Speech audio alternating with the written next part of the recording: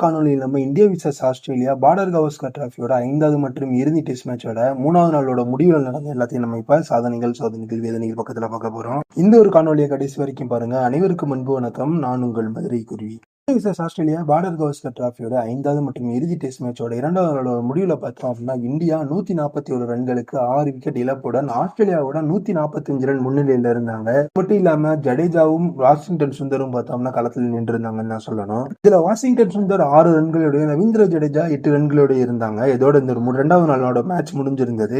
ஒரு மேட்சோட இறுதி நாள் 3வது நாளா தான் இருக்க போகுதுன்ற மாதிரி நேற்று கணிக்கப்பட்டிருந்தது. அது மட்டும் இல்லாம இந்தியா நாளையில போட்டியில ஒரு 210 230 எடுத்தாங்க அப்படின்னா அது இந்தியாவுக்கு ரொம்பவே சப்போர்ட்டிவா இருக்கும். இல்ல அதுக்கு கம்மியா எடுத்தாங்க அப்படின்னா ஆஸ்திரேலியாவுக்கு அது சப்போர்ட்டா இருக்கும். அது மட்டும் இல்லாம ஒரு 180 ரன் அடிச்சு பும்ரா மட்டும் அவைலபிளா இருந்தாரு அப்படின்னா இந்த ஒரு மேட்ச் நம்ம கையிலன்ற மாதிரி தான் இருந்தது. அது மட்டும் இல்லாம நேற்று மேட்ச்லயே பாதிலேயே பார்த்தோம் அப்படின்னா பும்ரா ஸ்கேனிங்காக வெளியே போயிருந்தாரு. இன்னைக்கு ஈவினிங் பார்த்தோம்னா பிரசின்ஸ் கிருஷ்ணா மீட்டிங் என்ன சொல்லியிருந்தாரு அப்படின்னு பார்த்தீங்கன்னா பும்ராக்கு பேக் ஸ்பேசம் இருக்குன்ற மாதிரியும் சொல்லியிருந்தாரு. திருப்பி வரும்போது பார்த்தோம்னா நார்மல் எப்பயும் போற மாதிரி தான் போயிருந்தாரு. இதனால என்ன நினைச்சிருந்தாங்க, பும்ராக்கு பெருசு அது இன்ஜுரி இல்லை, நாளைக்கு வந்துருவாருன்ற மாதிரி தான் நம்பிக்கையில இருந்தாங்க. அதுக்கப்புறமா ஒரு தகவல் கொடுக்கப்பட்டுச்சு. என்ன அப்படின்னு பார்த்தா பும்ரா நாளைக்கு பேட்டிங்க்கு ஃபிட்டா இருப்பாரு, பவுலிங்க்கும் கேட்டா அதை யோசிக்க தான் செய்யணும்ன்ற மாதிரி சொல்லியிருந்தாங்க. இந்த மாதிரி இருக்க பட்சத்துல 250 சிட்னில ஒரு சேஸ் பண்ணக்கூடிய ஸ்கோரை இருக்காது. மட்டும் இல்ல சேஃபர் சைடா இருக்கணும் அப்படின்னா 230 மேல ரன் அடிக்கணும்னு நிறைய கிரிக்கெட் எக்ஸ்பர்ட்ஸ் பார்த்தோம்னா நேற்று வீடியோ போட்டிருந்தாங்க. இந்தியா 145 இருந்தது, இன்னும் ஒரு 60-70 ரன்கள் அடிச்சாங்க அப்படின்னா இந்தியா கொஞ்சம் சேஃபர் சைடு போகுதுன்னு சொல்லியிருந்தாங்க. ரவீந்திர ஜடேஜா வாஷிங்டன் சுந்தரும் பார்த்தோம் அப்படின்னா இதோட நாள் முடிவு வரைக்கும் வந்து விக்கெட் இது இழக்கக்கூடாதுன்ற மாதிரி டிஃபென்ஸ்லேயே போயிருந்தாங்க. பால்கள் நிறைய போயிருந்தாலும் கூட ரன் எதுவும் வராம இருந்தது. மாதிரி இந்தியா நிறைய டிஃபென்சிவ் மோட் போனனால பார்த்தோம் அப்படின்னா ரிசர்வ் பண்ணிட்டு அவுட் ஆனதுக்கு அப்புறமே பெருசா ரன்கள் எதுவுமே கிடைக்கவே இல்லைன்னு தான் சொல்லணும். இந்தியா 200க்கு மேல ரன் அடிச்சு இந்தியா பிஜிடிஎஸ் ரிட்டைன் பண்ணுமா இல்ல ஆஸ்திரேலியாவுக்கு 10 வருஷத்துக்கு அப்புறம் பிஜிடி கப் அவங்ககிட்ட கொடுப்பாங்களான்ற மாதிரி இந்த ஒரு நாள் ஆரம்பிச்சிருந்தது. இந்த ஒரு நாள் ஆரம்பிச்ச கொஞ்ச நேரத்திலேயே பார்த்தோம் அப்படின்னா இந்தியாவுக்கு திருப்பி மன வருத்தங்கள் கொடுக்க இருந்ததான் சொல்லணும். இதுவும் எதிர்பார்க்கப்பட்ட ஜடேஜாவும் வாஷிங்டன் சுந்தரும் பார்த்தோம்னா பெருசா ரன் எதுவும் போகாமையே கொஞ்சம் ரன்லயே பார்த்தா அப்படின்னா அவுட்டும் ஆகியிருந்தாங்க. ஜடேஜா ஒரு 5 ரன்னும் வாஷிங்டன் சுந்தர் ஒரு 6 ரன்னும் தான் அடிச்சிருந்தாங்க. உங்களுக்கு அடுத்து வந்து யாருமே பெருசா ரன் எதுவும் அடிக்கலன்னு தான் சொல்லணும். மட்டும் இல்லாம 3வது நாளோட ஆரம்பத்துல இந்தியா 10 விக்கெட் இழப்புக்கு 157 ரன் அடிச்சிருந்தாங்க. இதன் மூலியமா பார்த்தோம் அப்படின்னா ஆஸ்திரேலியாவோட 162 ரன் முன்னிலையில இருந்தாங்கன்னு சொல்லணும். அதுக்கப்புறமா களத்துல இறங்கின ஆஸ்திரேலியாவும் பார்த்தோம் அப்படின்னா ஓப்பனிங்ல சாம் கான்ஸ்டாஸ் மட்டும் நிதானமான ரன் அடிச்சிருந்தாரு. அவரை தொடர்ந்து உஸ்மான் கவாஜாவும் நேற்று டெபுடண்டா இருந்த வெப்ஸ்டரும் பார்த்தோம் அப்படின்னா ரொம்பவே நிதானமான ஆட்டத்தை கொடுத்திருந்தாங்க. ஸ்டீவன் ஸ்மித் மேனஸ் லபுஷனையும் பார்த்தோம்னா ஏர்லியரா விக்கெட் எடுத்திருந்தாலும் கூட 3 பேரோட நிதான ஆட்டம் பார்த்தோம் அப்படின்னா இந்தியா கிட்ட இருந்து 10 வருஷத்துக்கு அப்புறமா பிஜிடி கப்பை வாங்குறதுக்கு ரொம்பவுமே உதவியா இருந்ததுன்னு சொல்லணும். குறிப்பா இந்த மேட்ச்ல பெரிய பங்கு வகிக்கிறது யாரு அப்படின்னு பார்த்தோம்னா ஆரம்பத்துல சாம் கான்ஸ்டாஸ் இருந்தது, அதுக்கப்புறம் உஸ்மான் கவாஜா இருந்தாரு. உஸ்மான் கவாஜா அவுட் ஆனதுக்கு அப்புறமாவே டிராவிஸ் ஹெட்டும் வெப்ஸ்டரும் பார்த்தோம் அப்படின்னா அவங்களுக்கான நிதானமான ஆட்டத்தை தொடங்க ஆரம்பிச்சுட்டாங்களேன்னு சொல்லணும். அவங்க அமைச்ச அடித்தளம் பார்த்தோம் அப்படின்னா இந்தியாவுக்கு அடி பலமா விழுந்திருக்குன்னு சொல்லணும். இப்படி ஆஸ்திரேலியாவுக்கு நிறைய சப்போர்ட் இருந்தாலும் கூட இந்தியாவுக்கு ஒரு சோகம் என்ன அப்படின்னு பார்த்தீங்கன்னா பும்ராவால இந்த ஒரு மேட்ச்ல பவுலிங் போட முடியாம போயிருந்தது. அதுக்கப்புறமா பெருசா எதுவும் பவுலிங் ஆப்ஷன் இல்லாதனால பிரசித் கிருஷ்ணாவும் சிராஜும் பார்த்தோம் அப்படின்னா மாத்தி பவுலிங் போட்டிருந்தாங்க. அதுல கூட சில விக்கெட்டுகள் எடுத்திருந்தாங்க. ஆனா அவ்வளவு விக்கெட் எடுத்தாலும் கூட பும்ரா அளவுக்கு எஃபெக்டிவ் எதுவுமே இல்லைன்னு சொல்லணும். கிட்டத்தட்ட அவங்க அடிக்க வேண்டிய ரன்னுல பாதி ரன்களை பார்த்தோம் அப்படின்னா மேட்ச் ஆரம்பிச்சா கொஞ்ச நேரத்துல அடிச்சு முடிச்சிட்டாங்கன்னு தான் சொல்லணும். பிரசித் கிருஷ்ணா ஓவர்லயும் முகமது சிராஜ் ஓவர்லயும். அது மட்டும் இல்லாம இந்த ஒரு சீசனை பார்த்தோம் அப்படின்னா ஆரம்பிச்சு வச்சதும் பும்ரா தான், முடிச்சு வச்சதும் பும்ராவோட கேப்டன்சி தான் முடிச்சு வச்சிருந்தாங்க. பும்ராவோட கேப்டன்சியில் அண்டர்ல பார்த்தோம் அப்படின்னா பும்ராவுக்கு ஒரு வின்னு ஒரு தோல்வியோட அவர் கேப்டனா இருந்த சீசனை முடிச்சிருக்காரு. மேலும் இது மாதிரி நடந்த எல்லாத்தையும் நம்ம இப்ப சாதனைகள் வேதனைகள் பக்கத்துல பார்க்க போறோம். ஃபர்ஸ்ட் இந்த மேட்ச்ல நடந்த சாதனைகள்ல என்னென்ன அப்படின்னு பார்த்தோம்னா ஆஸ்திரேலியா 10 வருஷத்துக்கு அப்புறமா அவங்களோட பிஜிவி டிராஃபியை ரீடைன் பண்ணியிருக்காங்க. இந்த ஒரு வெற்றி மூலியமா பார்த்தோம் அப்படின்னா ஆஸ்திரேலியா ஹோம் சீரீஸ்ல நடந்த பிஜிடில 5வது விக்டரி ரெக்கார்ட் பண்ணியிருக்காங்க. 2000க்கு அப்புறமால இருந்து 2000 முதல்ல இருந்து பார்த்தோம் அப்படின்னா 5 முறை ஜெயிச்சிருக்காங்க இந்த ஒரு வெற்றியோட சேர்த்து. இது மட்டும் இல்லாம ஹேசல்வுட்டுக்கு ரீப்ளேஸ்மெண்டா வந்த போலாண்டு பார்த்தோம் அப்படின்னா 3 டெஸ்ட் மேட்ச்ல கிட்டத்தட்ட 21 விக்கெட் வரைக்குமே எடுத்திருந்தாரு. இது மட்டும் இல்லாம இன்னொரு டெஸ்ட்ல பார்த்தோம் அப்படின்னா 6 விக்கெட்கள் எடுத்திருந்தாரு. இது மட்டும் இல்லாம முக்கியமான டிராஃபிகள்ல இந்தியாவுக்கு அகேன்ஸ்ட் ஆஸ்திரேலியாவோட போது நிறைய மேட்ச் ஜெயிச்சிருக்காங்கன்னு தான் சொல்லணும். குறிப்பா சொல்லணும் அப்படின்னா நம்ம கூட விளையாண்ட WTCயோட ஃபைனல் ஜெயிச்சிருந்தாங்க. அது மட்டும் இல்லாம நம்ம கூட விளையாண்ட வேர்ல்டு கப் ஃபைனல் ஜெயிச்சிருக்காங்க. இதுக்கப்புறமா பார்த்தோம் அப்படின்னா இந்த பிஜிடி டெஸ்டையும் ஜெயிச்சிருக்காங்க.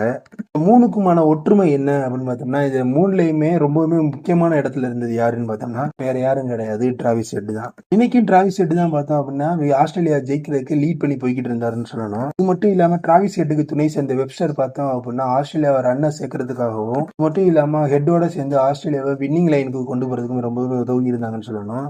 மட்டும் இல்லாம பும்ரா இந்த ஒரு பிஜிடில பார்த்தோம் அப்படின்னா, அதாவது பிஜி 24-25ல பார்த்தோம் அப்படின்னா, நடந்த 5 மேட்ச்ல 9.5 இன்னிங்ஸ் போட்டு கிட்டத்தட்ட 32 விக்கெட் எடுத்து மேன் ஆஃப் த சீரிஸ் வாங்கியிருக்காரு. ஒரு பிஜிடிலே பார்த்தோம் அப்படின்னா, இவர் தான் அதிகபட்சமா விக்கெட் எடுத்திருக்காருன்னே சொல்லலாம். இதற்கப்புறமா பார்த்தோம் அப்படின்னா, முகமது சிராஜ் தன்னோட 100வது விக்கெட்டை எடுத்திருந்தாரு. இது எல்லாமே தான் இந்த மேட்சோட சாதனைகள். இன்னொரு சாதனை என்ன அப்படின்னு பார்த்தோம்னா, ஆஸ்திரேலியா இந்த வருஷம் போன வருஷம் சேர்த்து வாங்கின எல்லா ஐசிசி டிராஃபியும் யாரு கூட விளையாண்டாங்க அப்படின்னு பார்த்தோம்னா, இந்தியா கூட தான் விளையாண்டுருக்காங்க. இது மட்டும் இல்லாம இந்தியா கூட விளையாண்ட எல்லா ஃபைனல்லையும் பார்த்தா அவங்க ஜெயிச்சிருக்காங்கன்னு சொல்லணும். அது மட்டும் இல்லாம 2025வது வருஷத்தை பிசிசிஐ மற்றும் இந்தியன் அணி பார்த்தோம் அப்படின்னா, தோல்வியுடனும் அது மட்டும் இல்லாம ஒரு பெரிய 10 வருஷ லாஸோடனும் பார்த்தோம் அப்படின்னா ஆரம்பிச்சிருக்குன்னு சொல்லணும். இது மட்டும் இல்லாம இதன் மூலியமா பார்த்தோம் அப்படின்னா WTCக்கு போற பாதையானது பார்த்தோம் அப்படின்னா இதோட முடிஞ்சு போச்சு. இன்னைக்கு WTCயும் கிடையாது, ஒன்றும் கிடையாது. அடுத்து இருக்கிறது சாம்பியன்ஸ் டிராஃபி ஒன்று தான் இருக்கு. இந்த சாம்பியன்ஸ் டிராஃபியை எவ்வாறு எதிர்கொள்ள போறாங்கன்றதை நம்ம பொறுத்து இருந்து தான் பார்க்கணும். இது எல்லாமே தான் இந்த மேட்சோட சாதனைகள். இந்த மேட்சோட சோதனைகள் என்னென்ன அப்படின்னு பார்த்தோம்னா, இந்தியாவுக்கு முழுக்க முழுக்க சோதனையா இருந்தது ஜஸ்பிரீத் பும்ராவோட அந்த ஒரு இன்ஜுரியா. ஜஸ்பிரீத் பும்ரா இல்லாதனாலேயே பார்த்தோம் அப்படின்னா இந்த ஒரு மேட்ச் நம்மளால கண்டெயின் பண்ண முடியாம போயிருந்தது. கிட்டத்தட்ட எல்லா எக்ஸ்பர்ட்டும் சொல்லியிருந்தாங்க, இந்தியா ஒரு 180 ரன் அடிச்சு ஜஸ்பிரீத் பும்ரா அவைலபிளா இருந்தாரு அப்படின்னா இந்த ஒரு 180 ஸ்கோரே ரொம்ப டஃப்பான ஸ்கோர் தான்ற மாதிரி சொல்லியிருந்தாங்க. அன்பார்ச்சுனேட்டா பார்த்தோம் அப்படின்னா ஜஸ்பிரீத் பும்ராவால எந்த ஒரு இன்னிங்ஸ்ல பவுலிங்கும் போட முடியல. இதனாலேயே பார்த்தோம் அப்படின்னா 3 ஓவர்கள்ல மேக்சிமம் ரன் அடிச்சிட்டாங்கன்னு சொல்லணும். என்னதான் ஏர்லியரா விக்கெட் போய் ஆஸ்திரேலியாவுக்கு கொஞ்ச நேரம் சோதனைகளை கொடுத்தாலும் கூட Sam Konstas, Usman Khawaja, Travis head மற்றும் வெப்ஸ்டர் எல்லாம் பார்த்தோம் அப்படின்னா அதுக்கு இருந்த டெம்பரவரியான சோதனையை இந்தியாவுக்கு கொடுத்துட்டாங்கன்னு சொல்லணும். அது மட்டும் இல்லாம ஒரு சீமர் ஷாட்ல விளையாண்டதுனாலும் சரி பும்ராவோட சூஸை யாராலையும் நிரப்ப முடியலன்னே சொல்லணும். என்னதான் பிரசித் கிருஷ்ணா 3 விக்கெட் எடுத்திருந்தாலும் கூட, முகமது சிராஜ் ஒரு விக்கெட் எடுத்திருந்தாலும் கூட அவங்க எடுத்த விக்கெட் இந்தியாவை ஜெயிக்க வச்சுச்சான்னு கேட்டோம்னா அதுதான் கிடையாது. மட்டும் இல்லாம அவங்களோட ஃபர்ஸ்ட் ஸ்பெல் முடிஞ்சோடனே பார்த்தோம்னா ரொம்பவுமே டயர்டாக ஆரம்பிச்சிட்டாங்கன்னு சொல்லணும். எதனால அப்படின்னு பார்த்தோம்னா பிரசித் கிருஷ்ணாவும் முகமது சிராஜ் மட்டும் தான் பார்த்தோம்னா லீடிங் பேசர்ஸா இருந்தாங்க. அதுக்கப்புறமா நிதிஷ்குமார் ரெட்டி இருந்தாலும் கூட கண்டெயின் பண்ண முடியாம போயிருந்தது. பும்ராவோட ஆப்ஷன்ஸ் பார்த்தோம் அப்படின்னா இந்தியாவுக்கு இது ரொம்ப பெரிய செட்பேக்கா இருந்துச்சுன்னு தான் சொல்லணும். இது எல்லாமே தான் இந்த மேட்சோட சோதனைகள். இந்த மேட்சோட வேதனைகள்லாம் என்னென்ன அப்படின்னு பார்த்தோம்னா, எல்லாராலும் பெரும் எதிர்பார்க்கப்பட்டிருந்த அந்த WTCயோட ஃபைனல் மேட்சுக்கு இந்தியா போகுமா அப்படின்ற மாதிரி இருந்தது. மட்டும் இல்லாம 4th டெஸ்ட் முடிஞ்சோடனே தெரியும் ஒரு அவுட் சைட் சான்ஸ் இருக்கு சிட்னியில ஜெயிச்சிட்டோம் அப்படின்னா. ஆனா இதுக்கும் பார்த்தோம் அப்படின்னா அதோட இந்த கனவுகளை முடிச்சு வச்சிருந்தாங்க. இந்தியாவோட WTCயோட பயணம் பார்த்தோம் அப்படின்னா இதோட முடியுது. மட்டும் இல்லாம அடுத்த WTCக்கு எத்தனை பேரோட பயணம் முடிய போகுதுன்னு தெரியல. அதுக்கப்புறம் ஸ்ரீலங்கா ஜெயிச்சா என்ன, ஆஸ்திரேலியா ஜெயிச்சா என்ன, சவுத் ஆப்பிரிக்கா ஜெயிச்சா என்ன, வயசுக்கு வந்தா என்ன வரல என்ன எல்லாமே போச்சு. அது மாதிரி ஆயிருச்சுன்னு சொல்லணும். அது மட்டும் இல்லாம இந்த ஒரு டெஸ்ட் சீரிஸ் ஃபுல்லாமே நிறைய பேர் என்ன சொன்னாங்க அப்படின்னு பார்த்தோம்னா, இந்தியாவுக்கு டிட்டர்மினான ஒரு லெவனே கிடையாது. ஒவ்வொரு மேட்சுக்கு ஒவ்வொரு ஆளை மாத்திக்கிட்டே இருந்தாங்க. அது மட்டும் இல்லாம சிலரை எடுக்கிறாங்க, சிலரை டிராப் பண்றாங்கன்ற மாதிரி ரொம்பவே கன்ஃபியூசிங்கா இருந்ததுன்ற மாதிரி சொல்லியிருந்தாங்க. நீ போ, நீ வா, நீ போ, நீ வா, அட வாங்கோண்ணா. ரோஹித் சர்மா தான் பேட் ஃபார்ம்ல இருக்கனால தன்னைத்தானே அவர் டிராப் பண்ணிக்கிட்டாரு. அப்படி டிராப் பண்ணி கூட இந்தியாவால பெருசா சோபிக்க முடியலன்னு தான் சொல்லணும். வச்சு பார்க்கும்போது இந்தியா அவங்களோட ஓப்பனிங் ஆர்டரை திருப்பி ரீகூப் பண்ணணும். மட்டும் இல்லாம இந்த ஃபிளால இருந்து எப்படி மீதி வர முடியும்ன்ற மாதிரி நிறைய டெக்னிக்கலா யோசிப்பாங்கன்னு நான் நினைக்கிறேன். மட்டும் இல்லாம பிரஸ் மீட்டிங்ல கௌதம் கம்பீரை கிட்டாங்க முகமது சிராஜை பத்தி எப்படின்னு. கௌதம் கம்பீர் சொல்லியிருந்தாரு முகமது சிராஜ் நல்ல பவுலர் தான், அவருக்கு நிறைய கெப்பாசிட்டி இருக்குன்ற மாதிரி சொல்லியிருந்தாரு. 58 கேரட்டா அவருடைய மொத்த எடையே தங்கம்னு சொல்ல வந்தாங்க. விளக்கன மாதிரி கேட்டு இந்தியாவுக்கு பல ஃபாஸ்ட் பவுலர்ஸ் இருந்தாலும் கூட பும்ரான் ஒருத்தர் மட்டும்தான் மிகப்பெரிய தூணாவும் இருக்காரு. மட்டும் இல்லாம இந்தியாவோட நம்பிக்கையா இருக்கிறது ஜஸ்பிரீத் பும்ரா தான். 2024 T20 வேர்ல்டு கப் ஜெயிக்கும் போது ரோஹித் சர்மா சொல்லியிருந்தாரு, எங்களோட நம்பிக்கையில அப்படியே கொஞ்சம் கொஞ்சமா குறைய ஆரம்பிச்சிருந்தது. எங்களுக்கு கடைசி இருந்த நம்பிக்கை ஜெயிக்கலான்ற நம்பிக்கை ஒரே ஒரு ஆளு அப்படின்னு பார்த்தோம்னா ஜஸ்பிரீத் பும்ரா ஒருத்தர் தான் இருந்தாரு. ஜஸ்பிரீத் பும்ரான்னு ஒரு ஆள் இல்ல அப்படின்னா இந்தியாவுக்கு இந்த வேர்ல்டு கப்பும் கிடைச்சிருக்காதுன்ற மாதிரி சொல்லியிருந்தாரு. என்னமோ ரோஹித் சர்மாவோட வார்த்தையில 100% உண்மையான மாதிரியே இருந்துச்சுன்னு சொல்லலாம். டெஸ்ட் மேட்ச்னாலும் சரி, T20 மேட்ச்னாலும் சரி, ஒன் டே மேட்ச்னாலும் சரி, இந்தியாவுக்கு எப்பெல்லாம் இக்கட்டான நிலைமையில வருது அப்பெல்லாம் பார்த்தோம்னா ஜஸ்பிரீத் பும்ரா தன்னால முடிஞ்ச அளவுக்கு ஒன்று கண்டெயின் பண்ணுவாரு, இல்ல விக்கெட் எடுத்து கொடுத்துருவாரு. நீங்க எல்லாம் சின்ன வயசுல சோசியல்ல படிச்சிருக்கீங்க, கேப் ஆஃப் குட் ஹோப்னு சவுத் ஆப்பிரிக்கா இருக்கு, தன்னம்பிக்கை முனைன்னு. அதே மாதிரி இந்தியாவோட கேப் ஆஃப் குட் ஹோப் யாரு அப்படின்னு பார்த்தோம்னா ஜஸ்பிரீத் பும்ரான்னு தான் சொல்லணும். இதனால நான் அந்த மாதிரி சொல்றேன் அப்படின்னா ஒரு தன்னம்பிக்கை முனை வர வரைக்குமே பார்த்தா Bartholomew Diaz நம்பிக்கையே இல்லதான். அதை தாண்டி வந்ததுக்கு அப்புறம் தான் தெரிஞ்சு இதுக்கப்புறம் ஒரு உலகம் இருக்கு, நம்ம போய் பாத்துக்கலான்ற மாதிரி. இப்படி அந்த இடத்துக்கிட்ட வந்து அவருக்கு நம்பிக்கை வந்துச்சோ அதே மாதிரிதான் பார்த்தோம்னா ஜஸ்பிரீத் பும்ரா இருக்காருன்ற ஒரு நம்பிக்கையை பார்த்தோம் அப்படின்னா இந்தியாவை முக்கியமான இக்கட்டான மேட்ச்கள்ல பார்த்தோம் அப்படின்னா ஜெயிக்கிறதுக்கு கொண்டு போயிருக்குன்னே சொல்லலாம். பும்ராவோட ஆப்ஷன்ஸ் இங்கிலாண்டர்களோட கொஞ்சம் நிதானமற்ற ஆட்டம் எல்லாம் பார்த்தோம் அப்படின்னா இந்த ஒரு மேட்ச் நம்ம தோத்து போகிறதுக்கு காரணியா இருந்துச்சுன்னு சொல்லலாம். போன ஒரு மேட்ச்லயுமே பார்த்தோம் அப்படின்னா ஜஸ்பிரீத் பும்ரா அடிச்ச அந்த 22 ரன்னுனால தான் பார்த்தோம் அப்படின்னா இந்தியாவுக்கு அந்த 4 ரன் லீடு, அது மட்டும் இல்லாம பவுலிங் போறதுக்கு ஒரு டீசென்டான ஸ்கோர் கிடைச்சிச்சுன்னே தானே சொல்லணும். இது ஒரு 22 ரன்னே இந்த மேட்ச்ல மிஸ் ஆனதுனாலதான்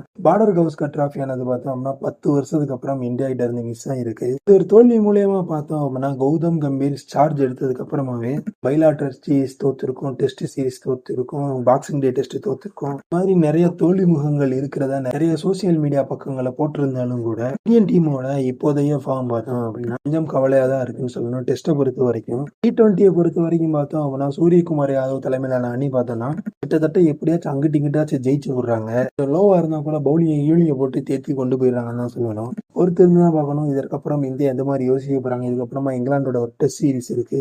பிப்ரவரி மார்ச்ல பார்த்தோம் அப்படின்னா சாம்பியன்ஸ் டிராஃபி வரப்போகுது, IPL வரப்போகுது. எல்லாத்துக்கும் இந்தியன் டீமை எப்படி ரெடி பண்ண போறாங்க அப்படின்னு பொறுத்திருந்து தான் பார்க்கணும். மொத்தத்துல இந்த மேட்சை பத்தி ஒரு வரியில சொல்லணும் அப்படின்னா பார்டர் கவுஸ்கர் டிராஃபி இது எங்களுக்கு கப் ஆஃப் த காஃபின்ற மாதிரி ஆஸ்திரேலியா சொல்லியிருக்காங்க.